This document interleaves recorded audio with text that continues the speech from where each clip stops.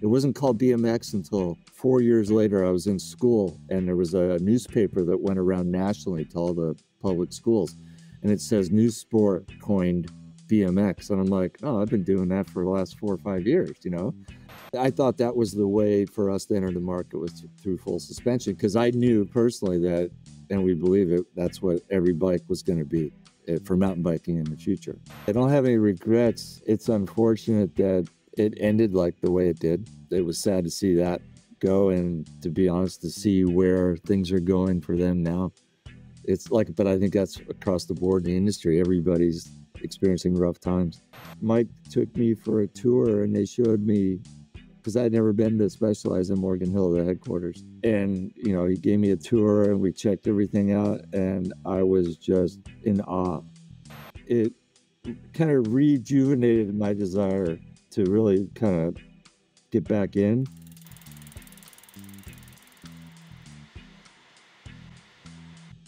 Hi everyone and welcome to En roue libre. En roue libre means freewheeling in French. With En roue libre, dive deep into insightful conversations with inspiring stories, expert advice, and latest trends from athletes, experts, entrepreneurs, and personalities among the cycling world, so you can ignite, fuel, and grow your passion for cycling. My name is Antoine Taillefer, and you are En roue libre. In the next few months, I will release more episodes in English with more amazing guests like Rob. But I can't do this without you. If you want to show your interest for this content and also let my future guests know that they should come in En roue libre, a very simple and quick thing you can do is subscribe to the show. With this very little contribution, you help me pushing that direction for you. And now, ladies and gentlemen, I leave you with my guest, Rob Roskopp. So, Rob, how does that feel to see the skateboard at the Olympics? You know, it's kind of a mixed bag for me. I don't. So skateboarding, the contest for me wasn't the important part. I did it for a while, obviously, and it kind of it puts you in the door and gets you recognized. But as about, you know, a year into it, and when they came out with my pro model, it was more about doing the demonstrations and getting being around other skaters and skating with them and getting them stoked on skating, because at that time skating was just starting to kind of come out of the basement, so to speak, because in the 81, 82, there was, I would guess there was probably less than a couple thousand people skateboarding, at least in the US. It was dead for the most part. And then, you know, 83 we started doing a lot of backyard contests with Thrasher Magazine and reviving skateboarding. And then what I think really helped and brought attention nationwide was Back to the Future movie. That little scene in the movie where Michael J. Fox, this other guy, Bob, but he did the stunt for Michael J. Fox, and then that brought more awareness, and then we just took a ride from 80, I'd say from 85 to 90, those 6 years were just on a rocket ship. Skateboarding blew up globally. It was exciting. But back to the point, in the Olympics, I see skateboarding more of as an art, and it's judged. And, you know, you've got you know, whatever, how many judges, and each one has their own opinion of that person and what they're doing. Yeah, there's prerequisites as far as the difficulty of these tricks and whatnot, and they're going to judge on that. But then it's left up to each judge's personal opinion of what this person's done in front of you. And in my view, it can be very unfair, or it can coalesce, so to speak, among the judges and be somewhat fair. But that's why I like downhill mountain biking so much. It's against the clock. and the clock says everything. You're not really competing against other people. You're competing against the clock in some regards. Mm. But skateboarding in the Olympics, back to your question, it's also a lifestyle. I think it's probably, at least in the last 50 years, a true lifestyle. It started the whole lifestyle, or that term, or that use of the term lifestyle sport, because a lot of things came from skateboarding. A lot of the tricks and the moves that we invented back in the day were adopted by the names, even and snowboarding, uh, even some BMX moves and whatnot. So I give skateboarding a lot of credibility in the sense that it really expanded and became such a lifestyle and had such a huge impact on many other sports.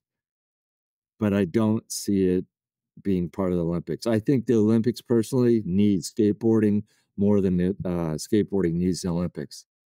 Mm. Do you consider that the skateboarding lost a bit of its core spirit by being at the Olympics? Yeah, it just makes it a bit more mainstream in a sense. It's kind of segmented now. You've got the guys that do the contests and they're on TV with the Do Tour or whatever series, or the World Skateboarding League. I forget what it's called. I think it's World Skateboarding League.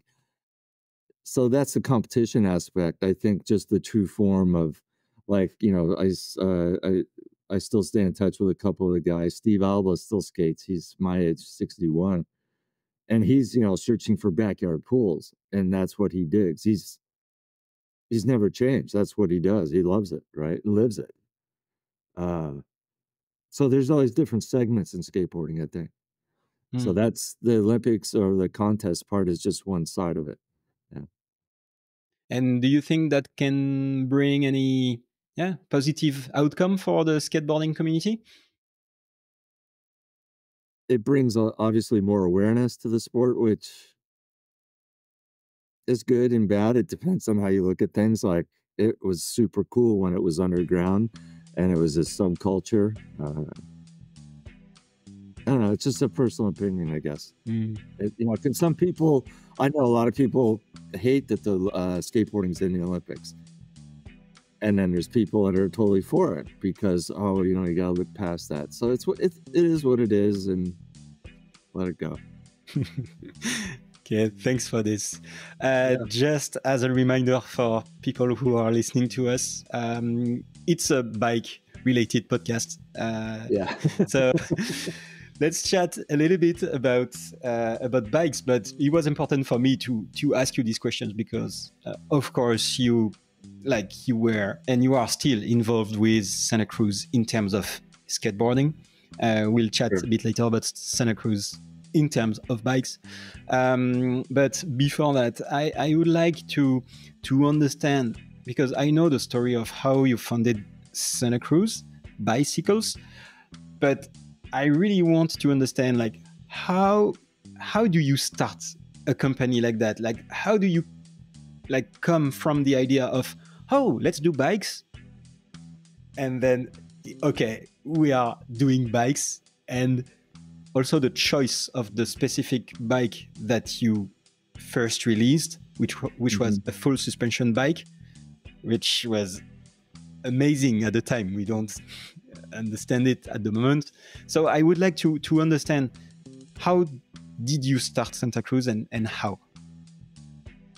So basically, when I was a kid, I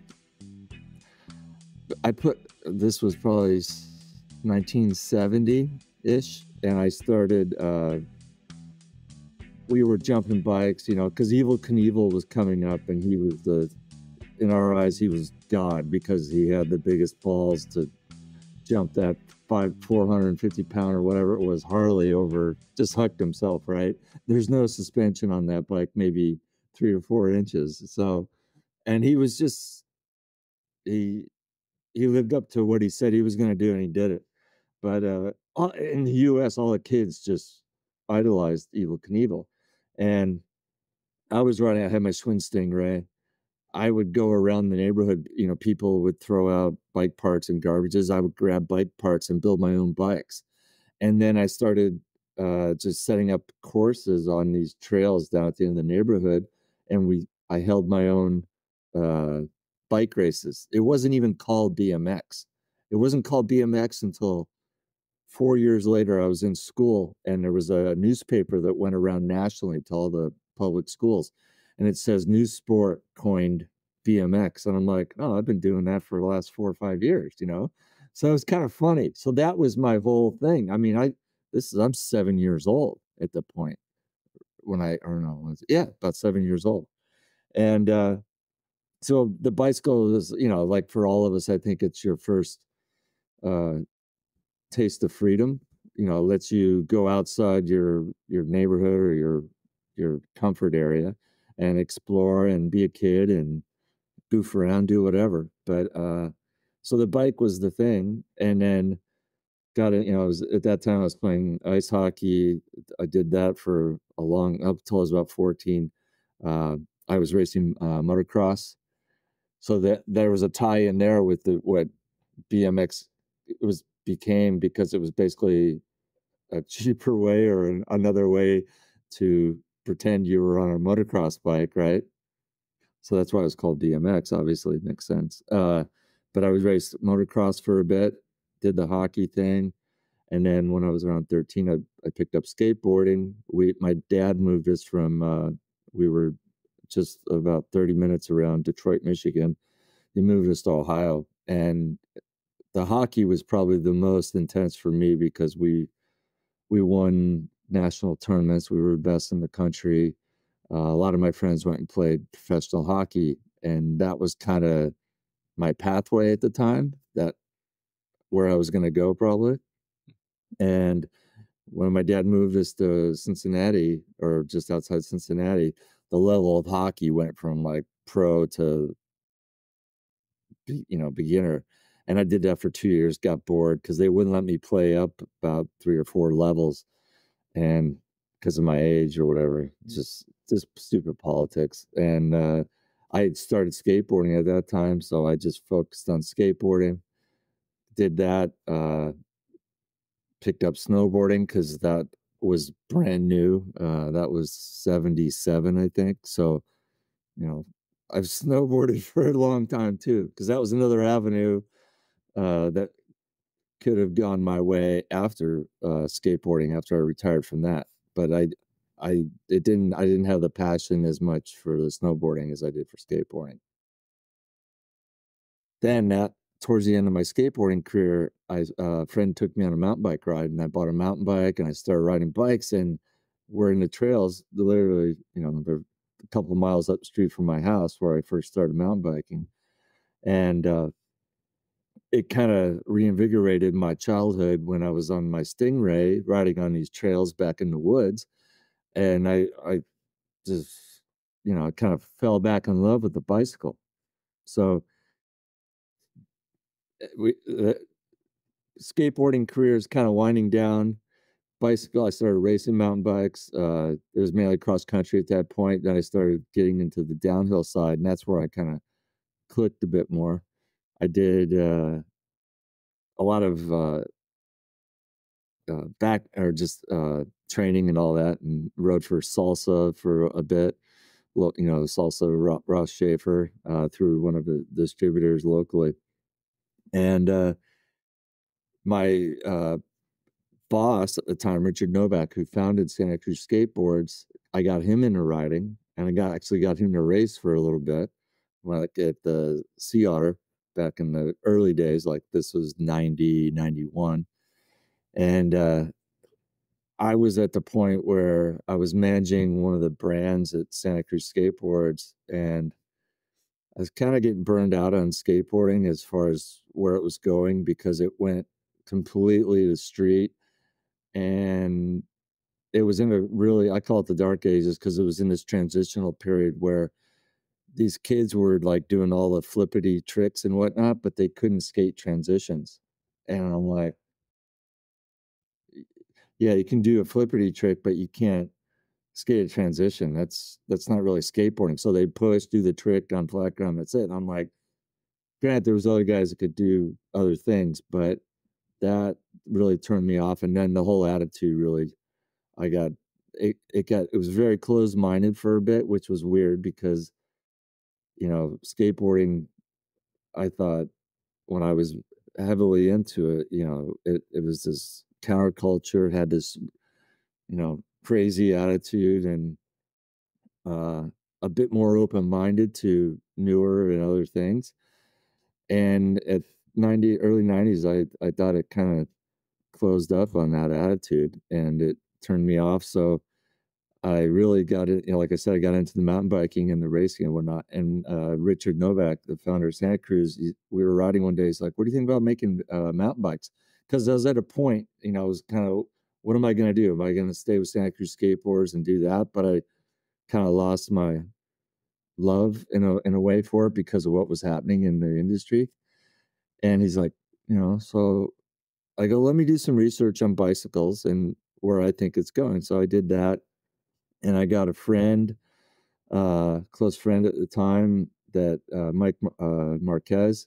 He had worked for Paul Turner, who started RockShox, and that prior to doing RockShox, Paul was doing motocross pipes because his brother Jim, I think it was Jim, was Canadian motocross champion back in the day.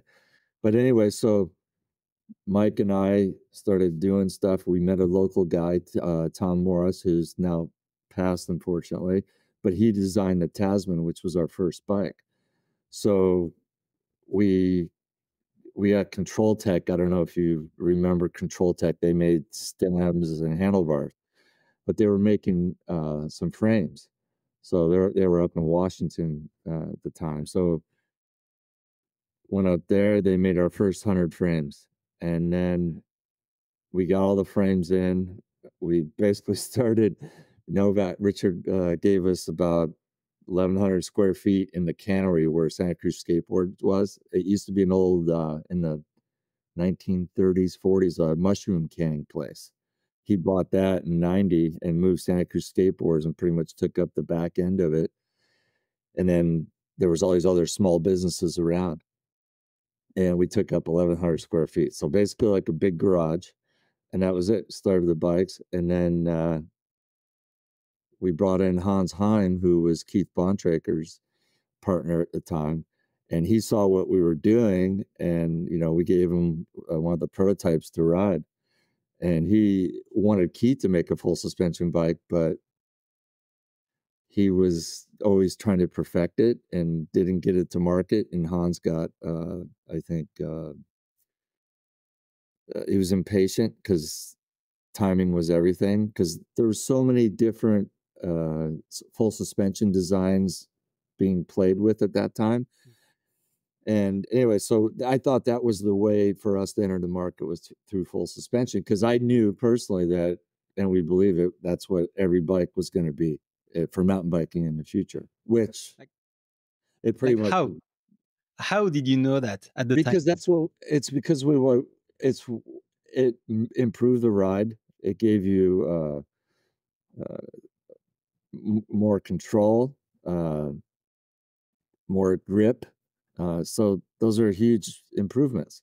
And yeah, at the time there was a weight thing, but shit, to be honest, I think because we had one of our local guys, Scott Davis, racing cyclocross, and we built up one of the bikes to 24 pounds. And Don Myra was a guy that was national champion. He was at the Olympics in '96 for the U.S. team in cross country, but he was national cyclocross champion too. And Scott, because Scott would bunny hop like the cyclocross courses we had at the time, where we called them jungle cross, because they were not like the Europeans where you got these wooden barriers and then you get off, dismount, and hop back on. Some people can bunny hop them today, but there was logs, and just Scott was jumping over everything, and he lapped Don Myra, the national champion, on our prototype bike. And I thought the guy was going to cry. He was so pissed off. "You can't do that. That's unfair, bunny hop." So anyways, yeah, that's kind of where we got to start. That we knew that mountain biking was going to become what it did eventually, Mm. and that was our way into the industry, into the marketplace. So the reason why I ask you this question is because I received as a guest Olivier Bossard, who worked on the Sun bikes at the time, and he introduced the suspensions because he was a motocross rider, and Mhm. he was shocked by the fact that the mountain bikes at the time were like, they had no suspension or shitty suspensions, and so he felt that he had to improve that by bringing some motocross technologies, which were not really technologies, it was just concepts. So he brought Yeah, them into the bicycle, and that yeah, that became the Sun bikes that we all know. exactly. Yeah, because I mean, look what Nico did on it, Cedric, and Caro. Yeah, they proved it. It was impressive, to say the least. And but that's what was exciting too about that time, because Mm, everybody started to develop, and they were playing with all these different systems and trying to figure out what worked best. mm, So we came out with something simple that worked, and just focused on that, and built the brand. And mm, it wasn't, we started the company with very little money, very little. Like, you couldn't do what we did today back then. mm, Or you couldn't do what we did back then today, because it takes there's far more competition. Just the world's more competitive, and it takes millions of dollars to start a brand, mm, like tens of millions to do it properly and get your foot in the door, so to speak. mm. So, what were the, let's say, the core pillars of the brand at that stage? Like, did you have anything in mind? Did you wanted to do like, okay, we want something simple that works, um, or like, did you have already in mind what Santa Cruz became after? Um, yes and no. You kind of It's like any business plan you put out. It constantly evolves and changes. That's Yeah. just the way life is, right? But we wanted something simple, because a lot of the uh, designs at that time were there's a ton of different linkages and just complexities. They looked like erector sets, uh, like prototypes. None of them looked too refined, and we wanted something that looked a little bit more refined, that worked well. And the bike we came out with did it for that time. It worked really well. It might not have been the most compliant, but it was geared more towards trail riding than it was downhill at that time. Later Mm. on, we started developing bikes that were, obviously uh, downhill oriented. So, can you explain why Santa Cruz became the brand it is at the moment? Well, I think any brand, it always comes down to the people, obviously, right? Because the people you employ, the people you bring on part of the journey, are what make it. But my background skateboarding, uh, and what I learned through Rich Novak's always been my business mentor, and what I learned every aspect of the skateboarding business. And I wanted to bring that attitude into the bike market, because in the 90s, the bike market was, I'll Mm, be honest, there's a bunch of nerds. You go to an interbike show, just to kind of back up, saying we went to, I think it was an interbike show in Reno, Nevada in 1987. Now, that was a year that Keith Bontrager and Keith had designed the Kestrel Nitro, the first full suspension mountain bike, and the Rock Shock was on that bike, right? So I remember seeing that bike and being, blown away by it, right? And that's when I just kind of started getting into mountain biking. But everybody in the industry at that point, they're walking around with suits and ties, right? And I'm like, why are we here? Because we were selling skateboards to bike shops, and we wanted to, expand the business, obviously. But it was like it was hard because we were such the opposite at the time, right? Hmm. Skateboarding was this hardcore subculture, and bikes, suit and ties, it's just doesn't mix very well. Anyway, that's eventually. So when we started Santa Cruz, it was always that the product spoke for itself, and the product is first. And as we grew the company and had the money, we started sponsoring a few more riders here and there. But at that time, there was no social media. The internet was in its infancy. Um, and so it was word of mouth and then getting into the right dealers. So we would send bikes to dealers that we wanted to work with, let them ride it for 2 or 3 weeks. And if they liked the bike, let's do business. And that's what we did. And we slowly, kind of methodically built it up that way. That's how we built the brand. And then as we became more successful over time, then we had the money to really kind of push the brand and show who we were a bit more, right? And surround us with people that had like-minded attitudes, more edgy, because that's what I wanted. I didn't want, you know, suit and tie guys, kind of nerdy. I wanted people with an edge. So that's kind of what we did. And then it's probably our first big team that we sponsored was the Luna Chicks, a Cliff Bar, the Luna Bar. And that was more of a cross country based thing, but that kind of gave us our first taste and how the whole thing worked, as far as being part of a big team and World Cup racing, the whole thing. And there was some great success in that, and we did that for 4 years. And then in '04, or no, even before that, '03, I'd worked with Darren Stockton, who had set up the Intense Tire Systems downhill team, and we were the frame sponsor. So we did that. And then in '06, we did that from '04, '03 to '06, I believe. And Darren at the end of '05 basically called me up and he says, "Hey, I think I'm going to start managing or training some of the supercross riders, and I want to focus on that.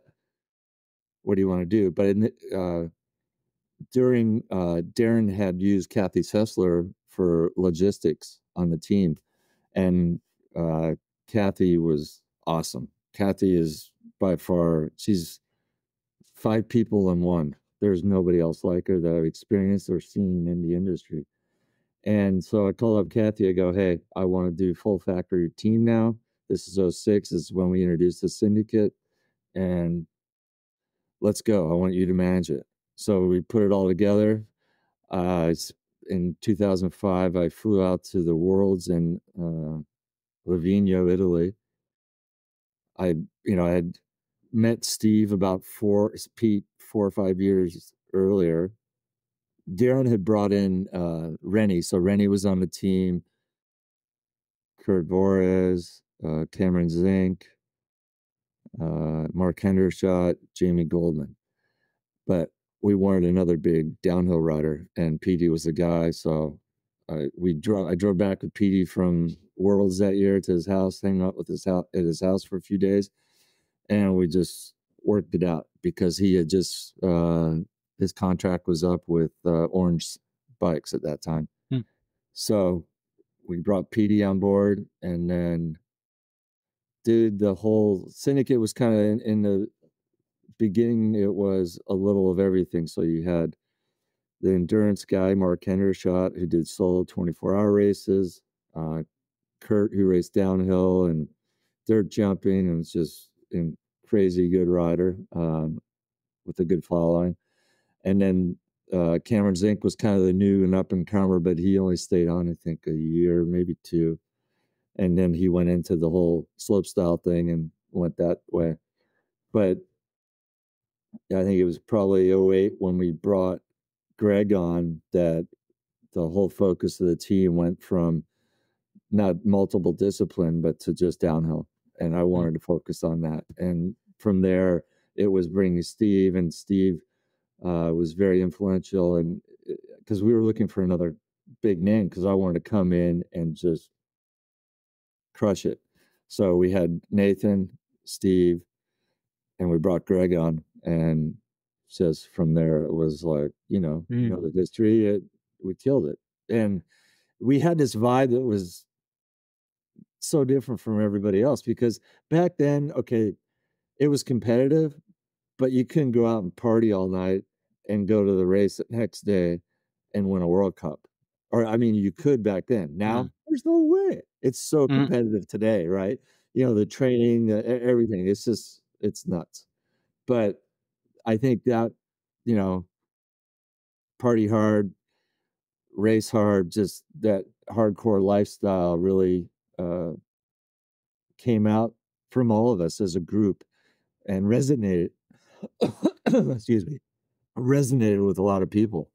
Mm. And that's, like I said, back to what takes to build a brand. It's the people you surround yourself with. What is interesting, at least I find it very interesting, is that the products when like beginning of like 20 like Y2K, the Yeah. products were aluminum bikes, not so sexy, but they worked. There was this very high quality, let's say, stamp on the bikes, but they were not cool at this stage yet. So did you have the intention of bringing some coolness in the bikes and to make it merge, and because you had the team and the bikes and the image and the brand, so how did that click together? So around, I think it was around 98, 99, a lot of our competitors that copied, that were making single pivot bikes, copied our pivot location and saw what we were doing, and uh, the not energy, but just the excitement around Santa Cruz with what we were doing. They copy that, and I was like, okay, what's next? We need to. The bikes are good, but I want to make them better. And we were looking around different suspension systems, and when we were at Interbike in '95, VPP Outland, it was introduced, and we saw what the bike could do, and we were just like, oh shit.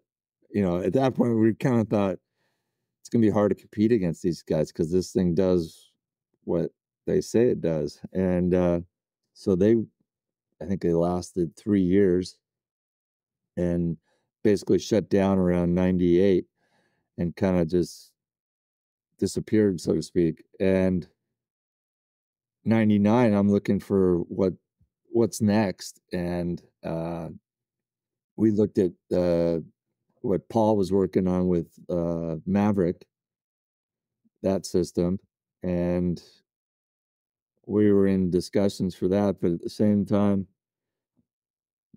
um, excuse me, I was looking for something else. And at the time, I don't know if you've heard of Zero motorcycles, Yeah. electric Mm. motorcycles. So Neil Saki, who was working for us at this time, he went on to he was the founder of Zero Motorcycles. But I asked Neil, I go, so what's your, like, what do you think's the best system out there, kinematic wise, suspension and suspension? And he's like, the VPP was super impressive, but I don't know what happened to it.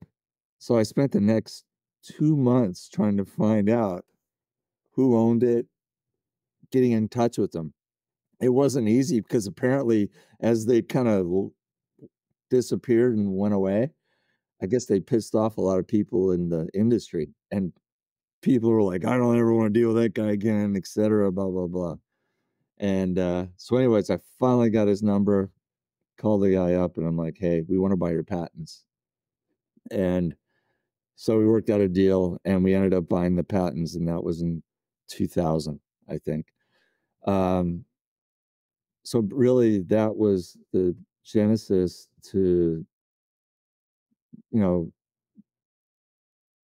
the road, I guess, to building the most state-of-the-art bikes and developing on that process. VPP is very complex, and if alter uh, pivot points just slightly, it changes a lot of things. So it took us no BS. It probably took us a good decade to really get our hands around it because we were experimenting with all these different prototypes and whatnot. And so, yeah, that was kind of the gist of it. It was really always searching for what's going to make the best bike because we're all passionate bike riders and we want the best performing bike selfishly. So I think that's what everybody that is in this industry is about. They want to, they want the best product or at least uh, strive to be or make the best product you can. And the combination of getting the VPP at that point, and then we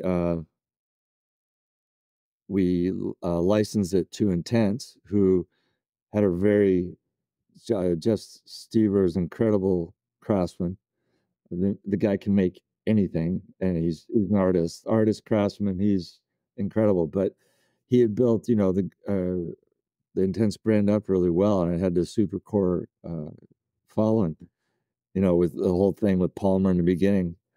Um, Yeah, Palmer is funny because I've known Sean since he was 14. He reached out to me first to get a bike. And at that time, I didn't have a bike. We were just starting out, and I go, I can sell you a bike. And he's like laughing, right? And I go, but Sean, I really don't have a bike that you can compete on. So he went to Intense, and then, the rest is history there. But we can talk about that later, how that Palmer ties back into what we're doing right now. But anyway, so yeah, Intense came on board, and that we saw as giving our brand, along with Intense, the strength to really promote the VPP technology, and kind of took it from there. And then we built Mm. everything off that. And then, from there we had the V10, uh, and kind of the rest is history, so to speak. Mm. So, do you feel that it's the VPP that brought the brand as it became like one of the major brand with top-notch innovation, uh, Hmm. and then arrived the, let's say, the design, the sexiness of the bikes? Yeah. So, yeah, the VPP platform brought us uh, a ton of recognition when we introduced the blur. I think it was in 2002, maybe it was 2001, 2002. We couldn't. It blew up. We got incredible bike reviews from the pre-production bikes, but we couldn't deliver those bikes for almost 2 years. Slowly delivered. We could have sold so many more because everybody wanted it. It was great. It was a huge success, and from that is what really elevated the brand in the marketplace, and the magazine reviews at the time just totally gave us the horsepower to keep going and building out the Santa Cruz brand. Okay, so VPP, the blur, the two steps for bringing, like, making Santa Cruz what it became. Yeah, those were The that team was the too. initial. Well, yeah, the team came with Luna at first in 2001 because they were on them. And then when we Intense Tire Systems and a downhill with the V10, and then when we started the Syndicate, that just took it to a whole different level. And at that time, we were developing, continuing to add models and bring more bikes in play. And I always wanted to do a carbon bike. Even back, we had prototypes back in 94, 95, because there was a local aerospace guys that we partnered with, but the cost got too high, and then they didn't listen to us on some of the design aspects, and didn't work out. But this was 95. There's pictures of it someplace. It was a pretty cool looking bike too. And so anyways, we were all aluminum up until about, I think it was 2008. We started doing all the groundwork. We went to Asia and worked out a deal with the vendor to be the exclusive manufacturer for mountain bikes. They were doing stuff for Specialized and everybody else, but it was all mainly road. So we had like, I think, a 2-year exclusive with them. And then so the first bike came out, and that was the Blur. And then shortly after that, we introduced the Tallboy, and the Tallboy was a huge hit. And then I think 2010, we introduced the Carbon Nomad, and that was another home run. So it kind of just kept building on itself. And I think kind of back up a little bit, when we introduced the Nomad, the aluminum version, 2006, we brought a whole new design cue to the industry with more organic shapes. And then everybody started copying that. But we did that out of aluminum, which is kind of cool because it's not as easy, obviously. But at the time, it wasn't. Now you can do anything out of aluminum that it almost looks carbon. It's pretty impressive. But yeah, so then we went to the carbon bit, and then we raced the first carbon bike in 2010 with Greg on it. He won Marlboro's first World Cup on a carbon bike, first World Cup win. And at the same time, also, we, in 2009, brought on, well, it was Edge carbon wheels, but they changed the name to NB the following year. And we were the first guys to race carbon wheels years before everybody adopted that. So if, like, with that story, like, would you, if you had to start a brand right now, would you do the exact same thing? Or of No, course, it's so different now. Like I said, it costs to do it effectively. I think you're talking, depending on where you want to go. You can start off a small thing. If you're talking a whole bike company, it's going to cost you a lot of money. But if you're talking about doing one component, and that's more affordable now, especially with 3D printing and whatnot, you can, and that's going to become more and more a common thing. And that, with the technology and 3D printing advancing so quickly, I think that'll kind of eventually enable more and more people to get into various industries at an affordable cost, and not having to outlay tens of millions of dollars like I think you do now, because it's not cheap to start a big company right now.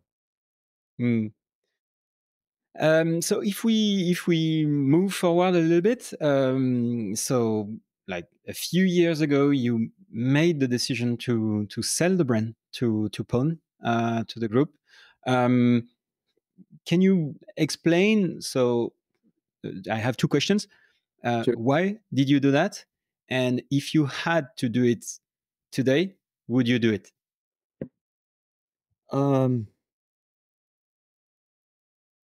Everything in life is about timing, right?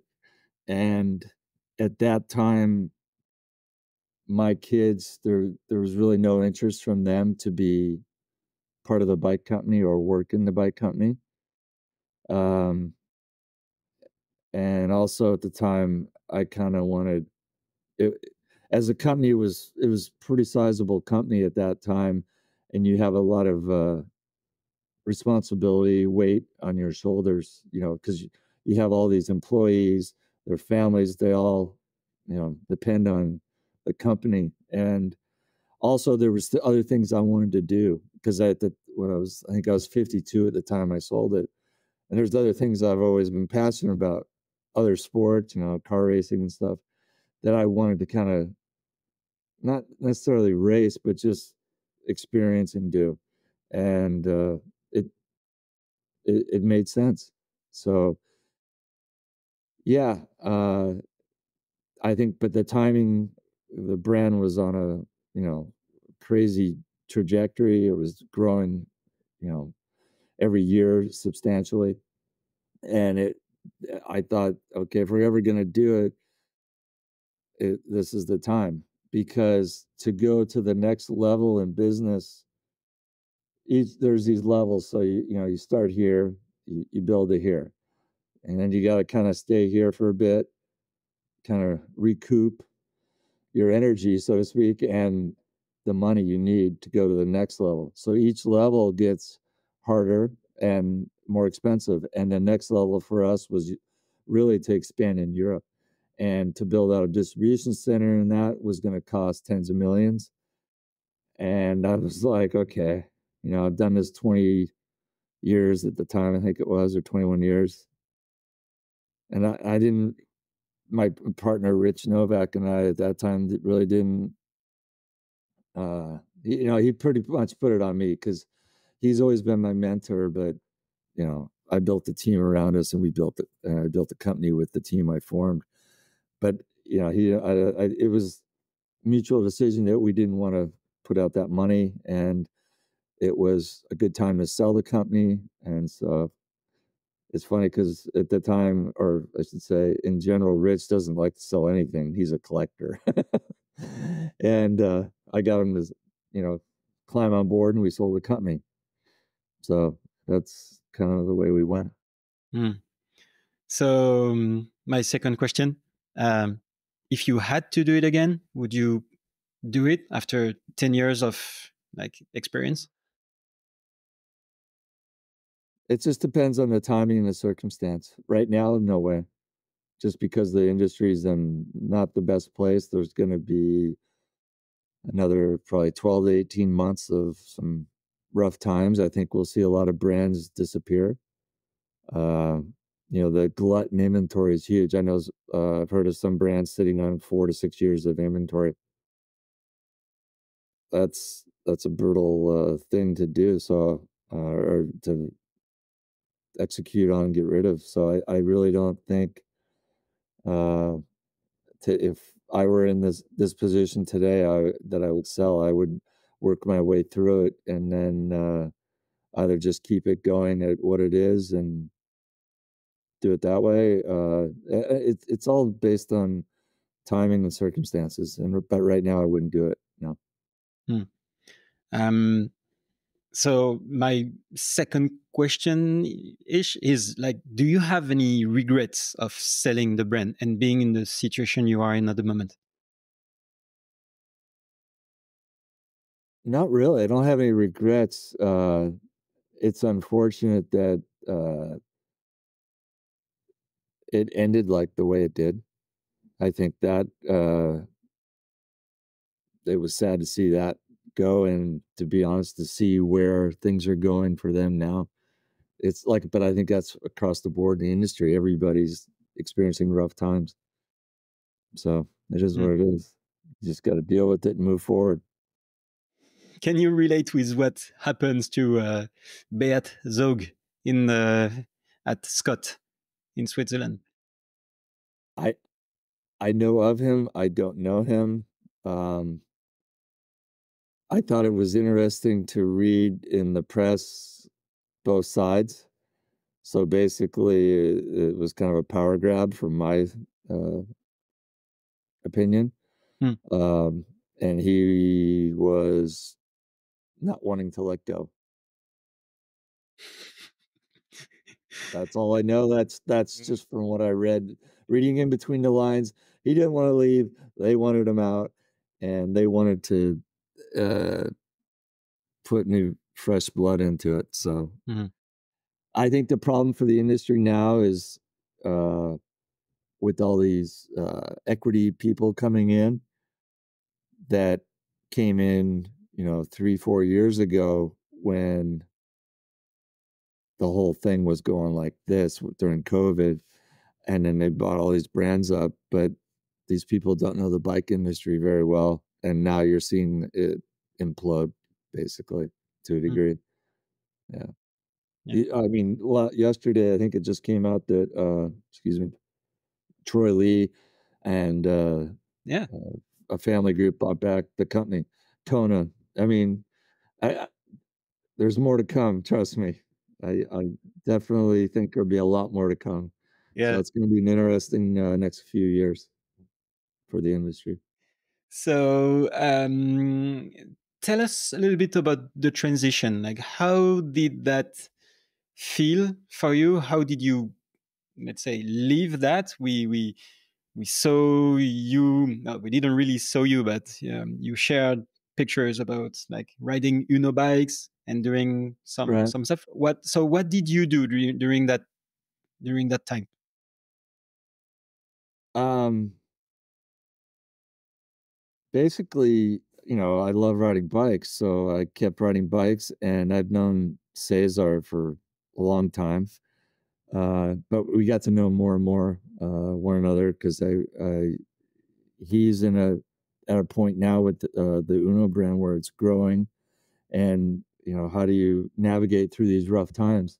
So, but I saw the design of the Mint, his e-bike, and I got when e-bikes first came out, I don't because they were really bad in the beginning. Let's be honest, they were terrible. And The e-bikes or the Uno? e-bikes, Yeah, e-bike. no, e-bikes, yeah. Because the Uno, they always Uno's been always absolutely amazing. exactly. Yeah, Cesar's done an incredible job. He's built Yeah. an incredible design company, and then the Uno part of it is basically his passion project, so to speak, and because he's been around bikes his whole life too. Um, but I saw the design of that bike, and I'm like, that was the first bike that really popped out to me in recent times that was unique looking, Mm, and I wanted to try it. So he sent me a bike to try, and I rode it, and I was just blown away. It was very good, very good. And I just put that out there, that he built a great product, and that was, you know, that's what I was doing. It wasn't intentionally to say or burn any of the past history with Santa Cruz, although I think they think that somehow. Whatever. It was you have to understand, after I sold the company, I was there for 8 years. It wasn't like I was there 2 months or 2 years and then I was gone. I was there 8 years.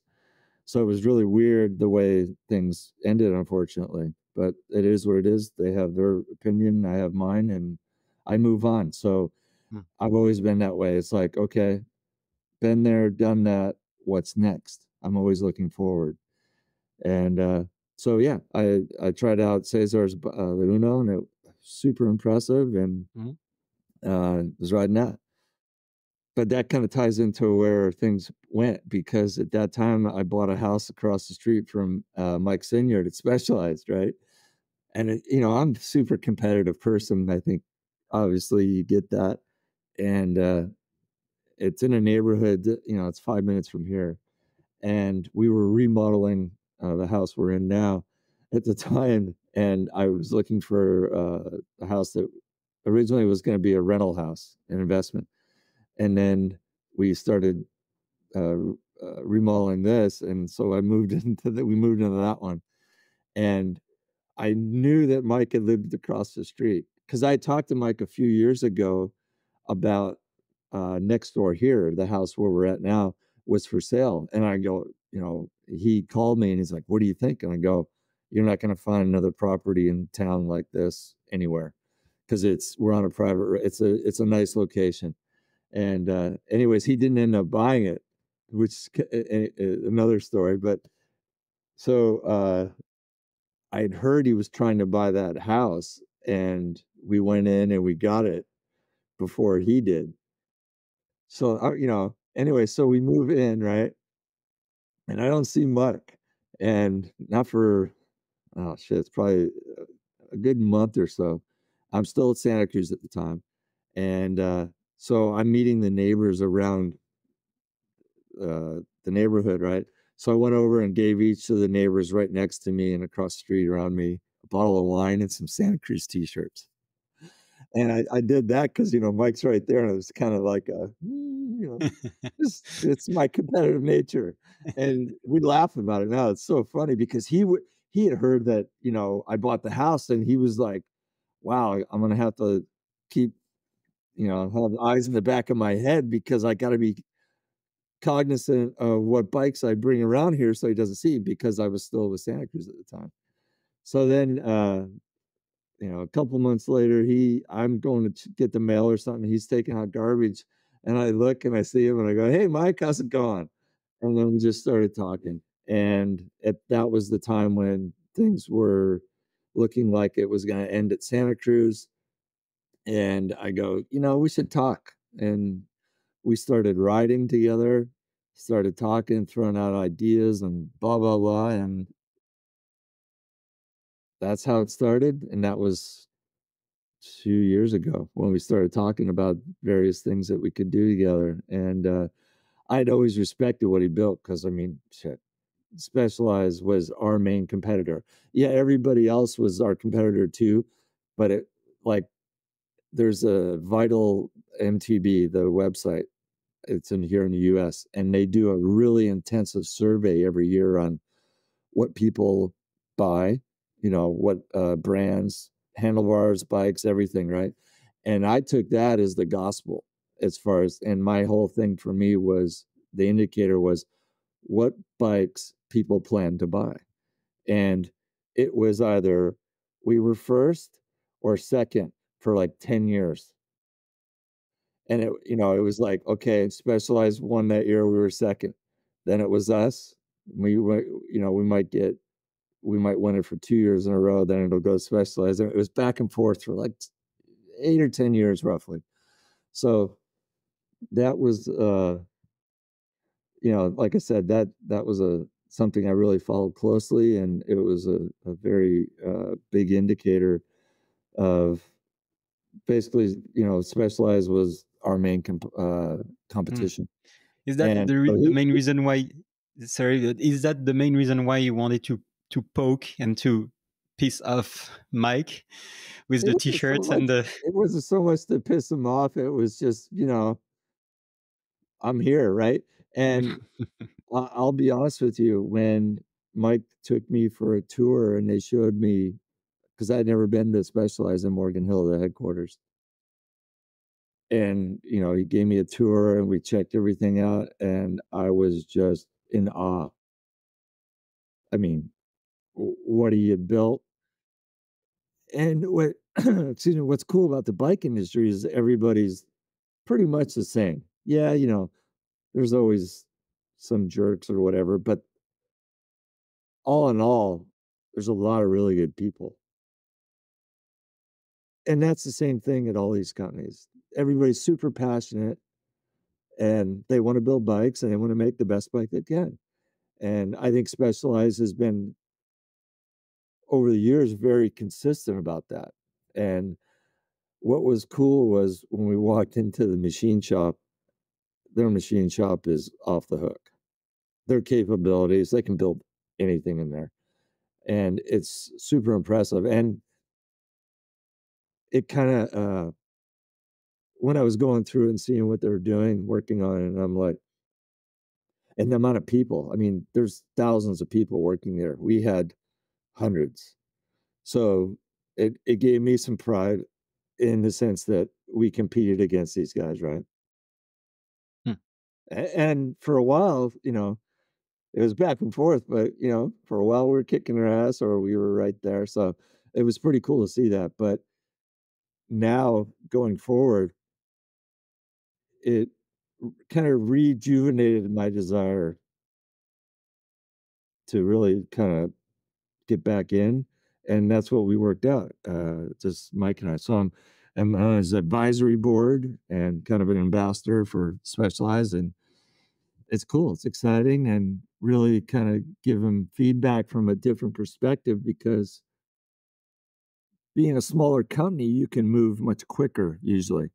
And that's what I hope to, uh, that's what I hope to bring to Specialized, is my experience and product knowledge and input for Hmm? that matter. Yeah. So what do you think? So where do you think that Specialized can go? Well, I'd say they're pretty much at the top right now, to be honest. There's a ton of areas to improve. Always. You can't be you have to be paranoid in business. You have to constantly be looking out and seeing what everybody else is doing and take note of that, but at the same time focusing super hard on what you want to do and what you want to make and making sure that it's executed. Because the key things are execution and distribution in business. And that without that, you can't win. So I think Specialized has a very good team around it. There's been a lot of hard times with, there's throughout the industry, there's been a number of layoffs and all the different brands and whatnot, even Specialized. It's a good time to, refocus on what what it is you do and considering, the it's kind of the harshness and the reality of what's going on in the industry with the glut and inventory and whatnot, getting through that and focusing on the future and going all out. This is the time you, you do the hard work. Mm. Total. If you don't right now and you worry about all of this and that and you don't focus on the next thing, you're going to be done. Mm. So what are the so you told us a little bit about that already, but what are the areas that you think you can improve at Specialized? Uh, Product wise, I think they've got a good grasp on it at this point, and it's just little things, to improve on. And that's what I hope to bring to the table and help Can in you those give us some areas. examples? Just, it's not any of the big things per se. There was one big project, but unfortunately that's been put on the shelf. And that was something that I wanted to bring to them through a contact I had through car racing. But unfortunately, that's not going to happen now. And that would have been, if that would have worked out, that could have been huge. Uh, yeah. So I'll just, Teasing so much. it's frustrating, to be honest. I just Eh, frustrated that it didn't happen because, yeah, it was a big thing. And Frustrating for us to hear that and not having the whole trust story. me, it kills me. It truly kills me. But anyways, it is what it is. It'll Yeah. eventually happen, but Mm. it's not going to happen as soon as it could have happened. That's the frustrating part. So, Okay. Any other uh, areas?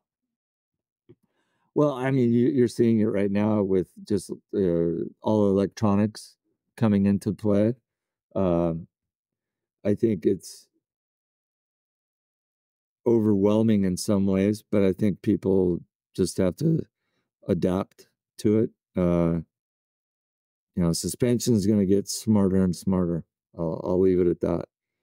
I think that'll be a big thing. So where a day will come soon that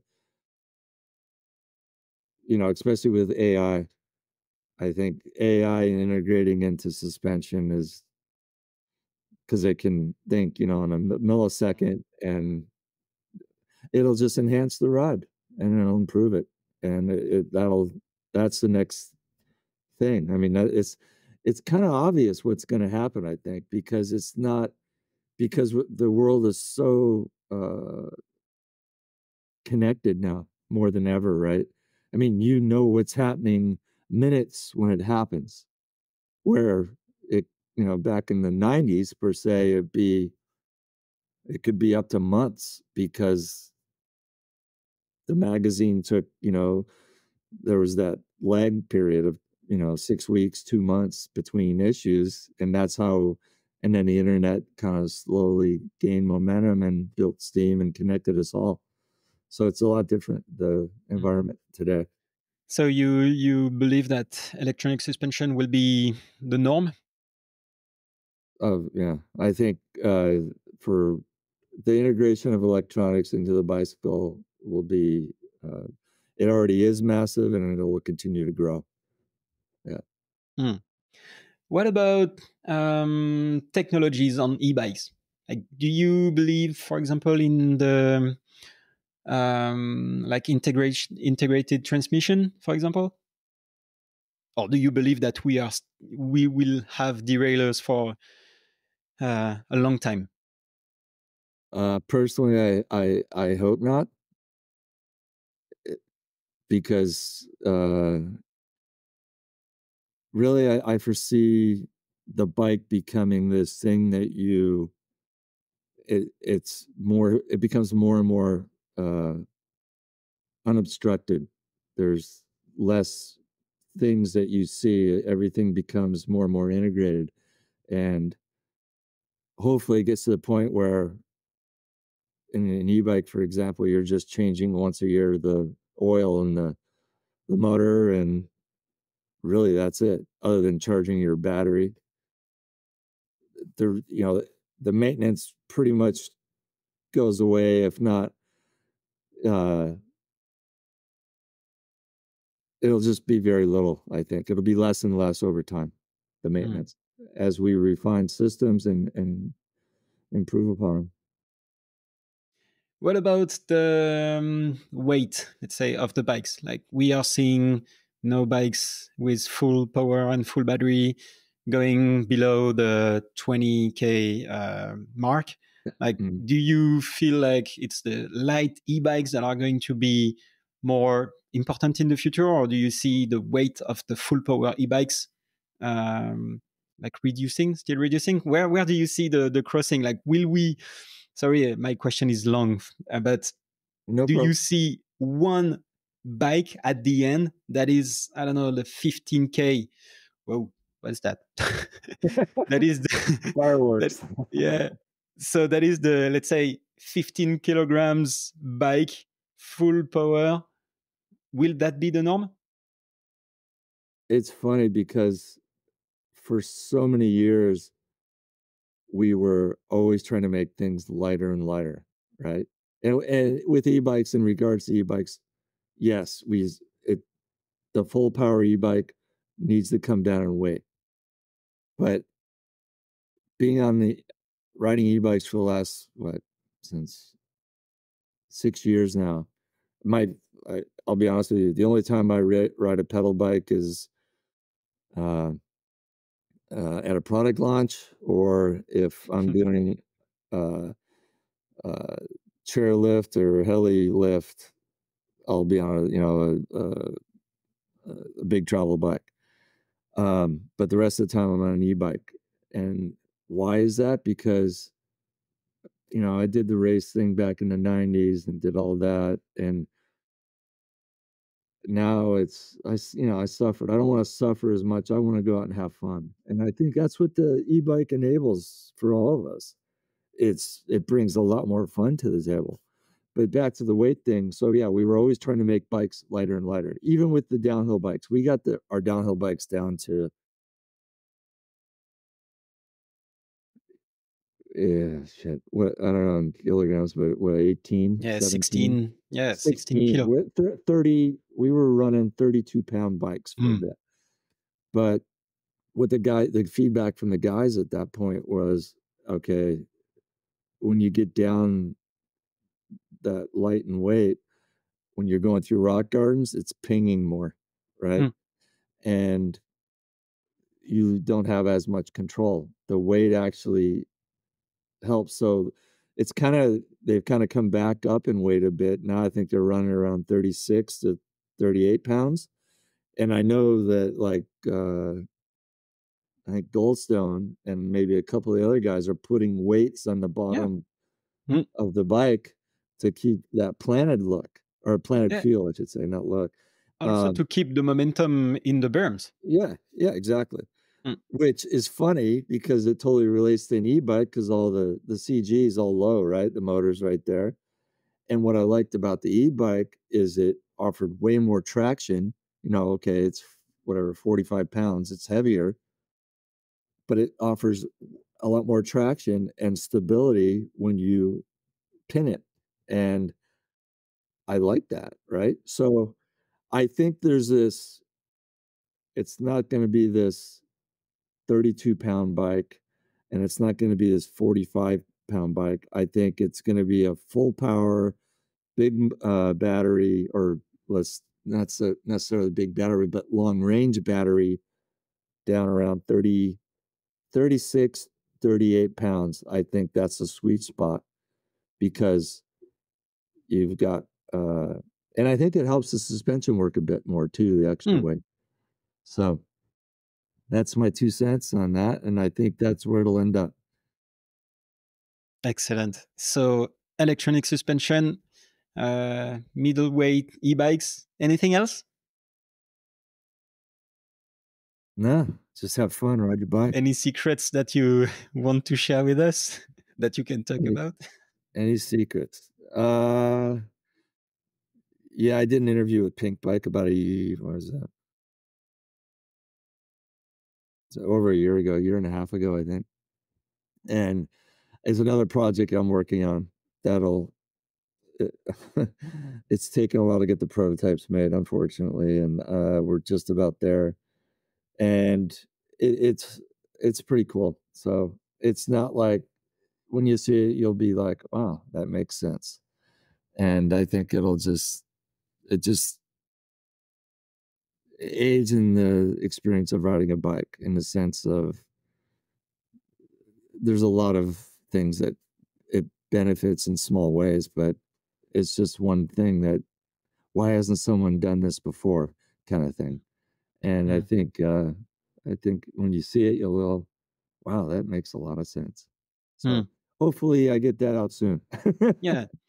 So to about what you just said, what do you think that the riders need? Because like we talk about the development of the technologies and suspensions and like the Right. bikes and the weights, everything, but yeah, what do the riders need that they don't know yet? Oh, well, I think it kind of goes back to what we were talking about just a bit ago with a product that requires less maintenance because people just want to be out there and ride their bikes. Hmm. So I think that's where it will continue to evolve to hopefully less maintenance on required to ride your bike, so you can spend more time riding it. And maybe less bikes in the garage, because we've seen the latest bikes from Specialized with the Epic that Yeah, you can have this one bike and do from hardcore cross country racing to like trail and like down country, and then you yeah, have the new Stumpy 15 where you can do like trail to kind of enduro-ish riding. So is that like yeah. I agree. simplifying the quiver?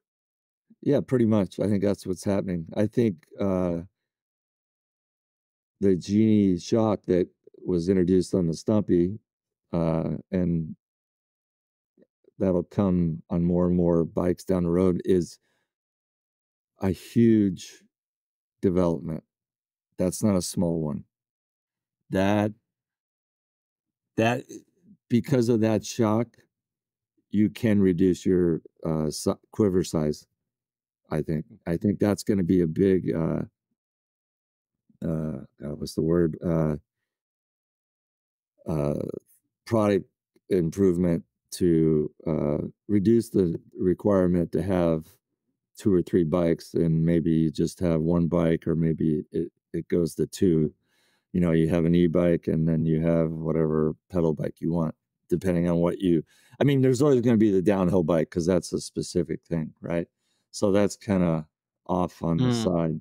Sure. But when it comes to your main quiver, I think it's an e-bike and then whatever pedal bike you want. So yeah, I think there's going to be a definite reduction in your quiver size. Excellent.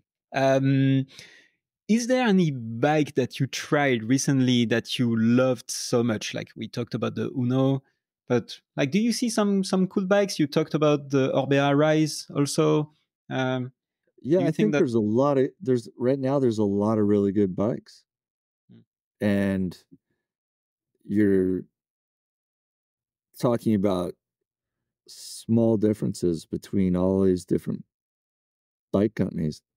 But to the uh, to the genie shock again, pointing that out, that's proprietary for Specialized, and that's an advantage because no one else can have that. They have the patents, so that's another reason to uh, well, be happy, obviously, for the company and the fact that you've got something that really greatly improved the ride over what it previously was.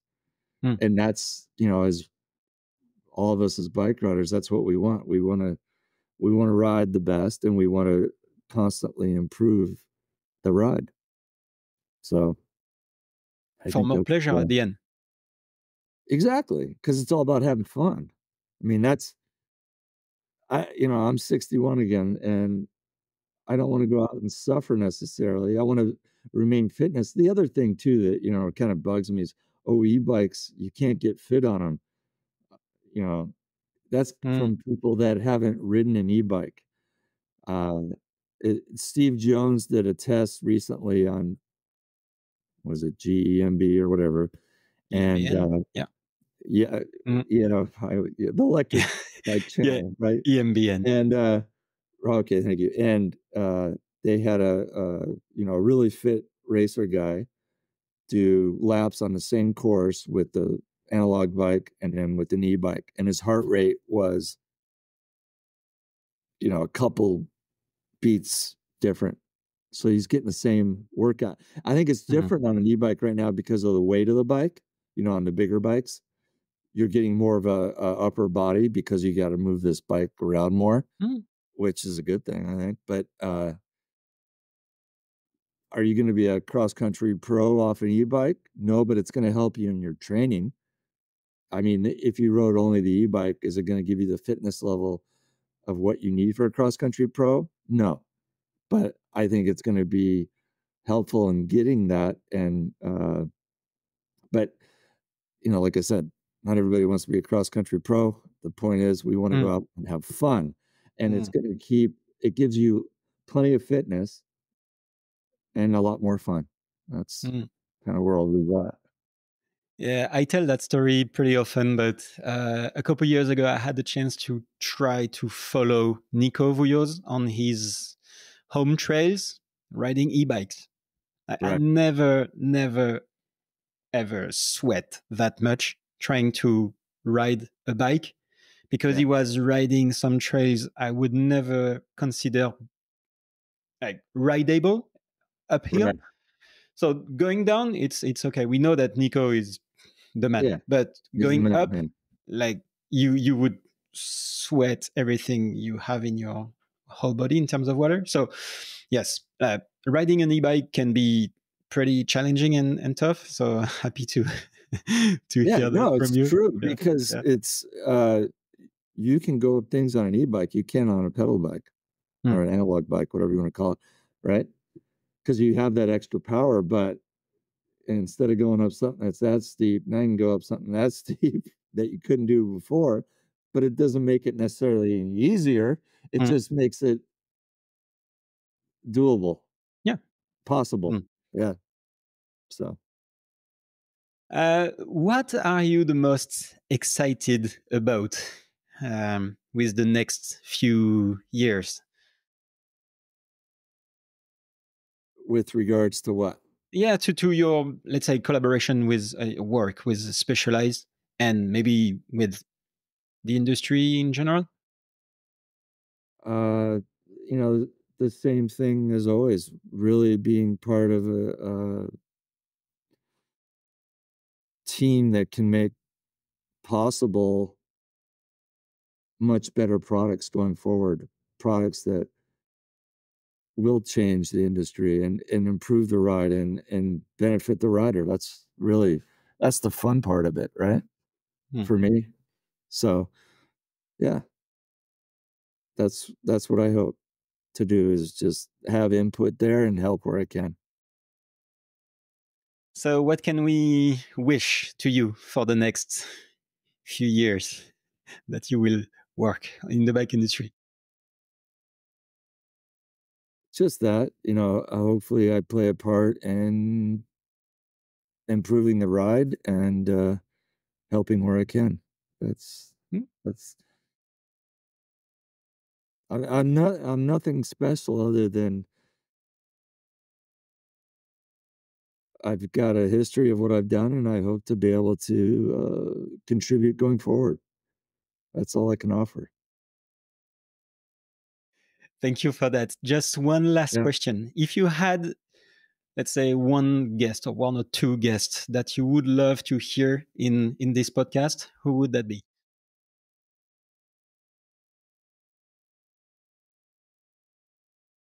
yeah, that's an interesting question. I would so kind of we were just kind of to answer that question, but in a long, not in a long way, but really quick story.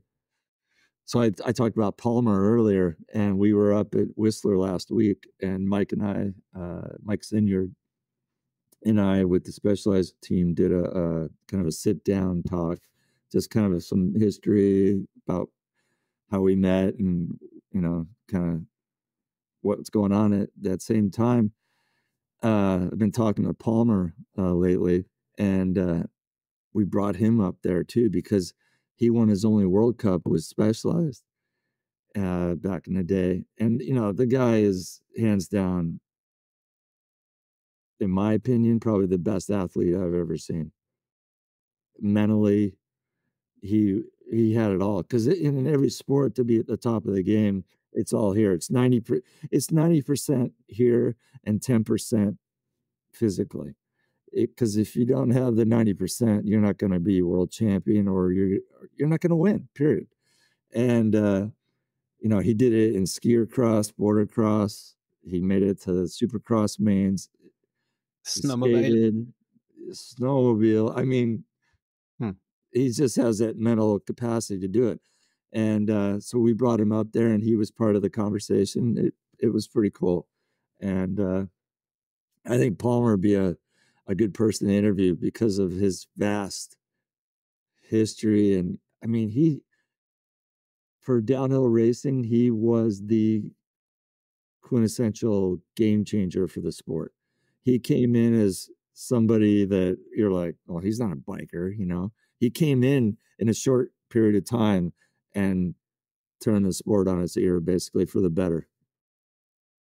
Hmm. So he'd be a good guy, and people would love him.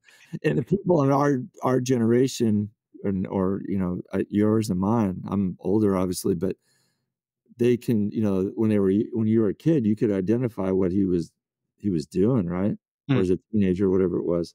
Um, I mean, the guy kicked serious ass, and he did it with a rock star attitude. He Yeah. did no shit, no holds barred Mm, attitude. So mm. it's Paul would be a definite good interviewee. I think we all agree on absolutely everything. Like the two No, parts is good. he would be an amazing guest, and yes, he changed the sport forever.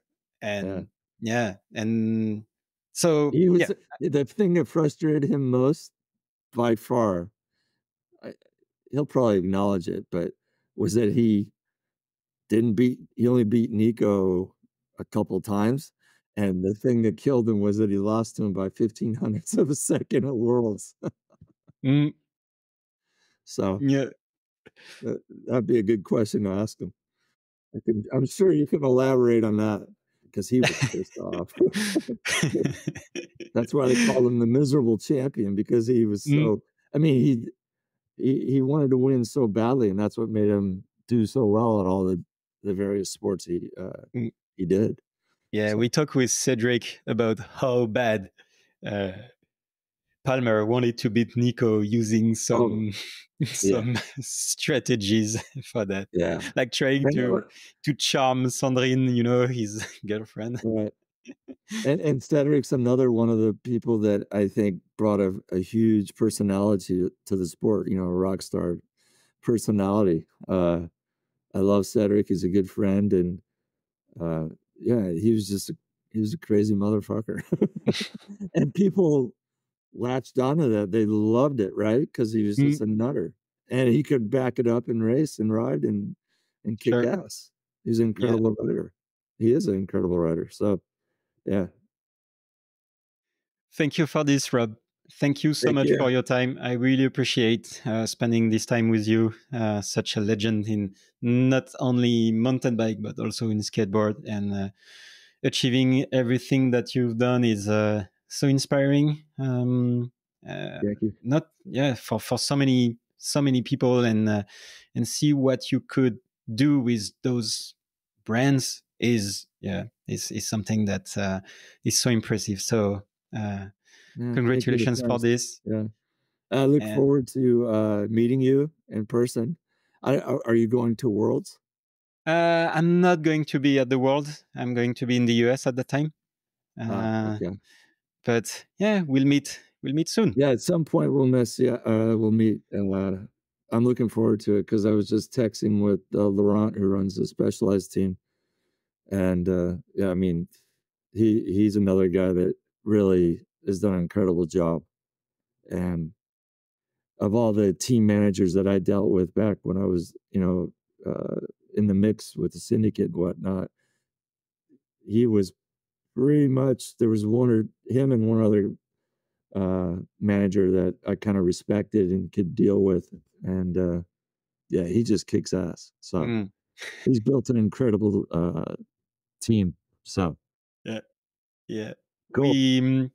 I had a few of his team member in the podcast, like Jack, Loic, and obviously Laurent. So yeah, we got to hear that. It's in French, so sorry. I probably will be translating.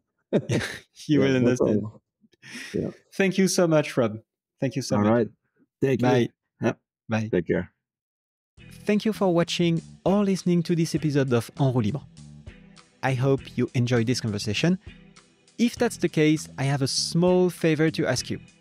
Please subscribe to En Roue Libre. You can also leave a kind comment and join the En Roue Libre community on Instagram. There, I share the latest news about the show, announce upcoming guests, and invite you to ask them questions. You've been listening to En Roue Libre podcast, and now you can go back to pedaling.